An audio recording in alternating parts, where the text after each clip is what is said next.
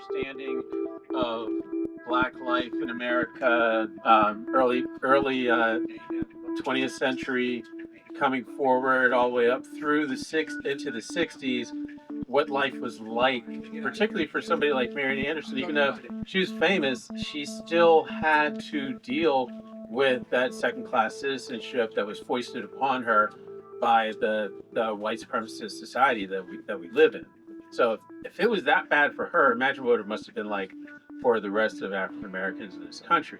It is literally the lost cause all over again. Shortly after the Civil War, you had the United Daughters of the Confederacy decide that, you know what, we're going to do a retelling of this war. We're going to make sure that when school children learn this history, we're going to control the books. We're going to tell them that the Southerners were noble people, that we really loved our enslaved people. We wanted to help them. We were benevolent slaveholders. And the Southerners were just noble, good people fighting for states' rights, who deserve to be able to live in a country that gives them the ability to uphold white supremacy. This whole thing of the lost cause narrative is really, we want to hear that this war was not about enslavement. It was literally about states' rights. But then when you start to define, again, states' rights, they make sure that they tell the narrative of what states' rights was. They don't want to hear from Black people or the abolitionists or anybody that had anything to do with, it had nothing to do with enslavement, but it was. Your states' rights, too. To enslave people. There was a quote back there that really summed it up well. It's like, oh, this is horrible, but the profit is just too good to pass by. Yes, right at the beginning, very first quote that you see. Well, how are we supposed to live without our rum and sugar? How could we possibly do that? This whole wall behind us, all the way up through the Dred Scott decision, from the Declaration of Independence. Who does that apply to? The Missouri Compromise, to all these different things that white people made these compromises that, well, you know, you can have enslavement here, but this will be a free state. Well, how about no enslavement whatsoever? How about, when is that going to end? Oh, it'll die eventually. It was never going to die. It wasn't going to die gradually. Even in the northern states, quote unquote, abolished enslavement. They did it slowly, gradually, because damn, you can't have these white people lose their property. The documentary that we watched, Marian Anderson and the Voice of Freedom, obviously that's where she sang from, and you all now know the history as to why she ended up singing there, denied by the Daughters of the American Revolution, to sing in their hall, to MLK at 10 years old, hearing the broadcast of her singing there, recognizing the whole history of the MLK. Somewhere in here, so on this exhibit is where some of the items that were taken out of the museum. And what do you think the reasons for Trump? I think obviously if he could, he would take a wrecking ball to this place. Yeah. He would destroy it. He doesn't want this history told, and it's sad that this is where we are. But you know, elections obviously do have consequences, and one of the consequences now, we're dealing with a white supremacist president who is doing his best to try and rewrite the history of America to make it as if somehow none of this ever happened. This was the lost cause narrative, and Trump thinks he can do this now by stating what he wants history to be.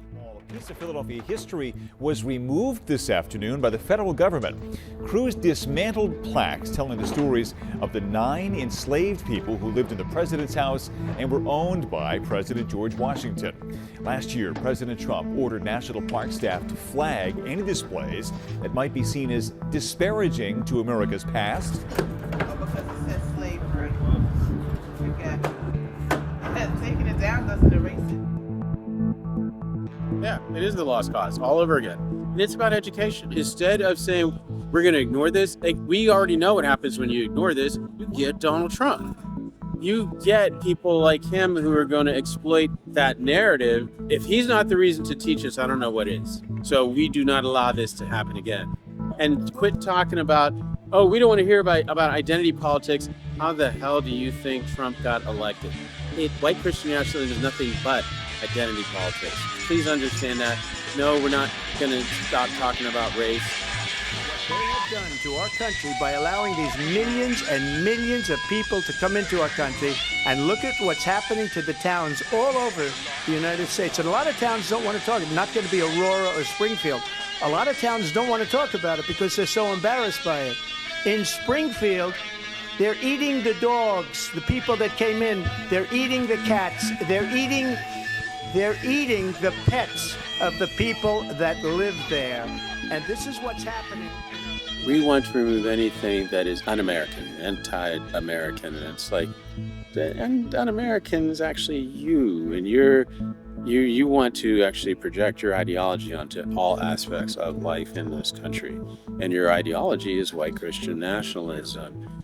Meanwhile, you're saying that we've always been the problem to using black people in our culture as a scapegoat, and what you want to do is just, you want a white Christian nationalist country, and most people in this country aren't interested. I call them white Christian nationalists, the people who support Trump. Press likes to call them activists when they decide that they're going to go after DEI. They're not activists, these are terrorists.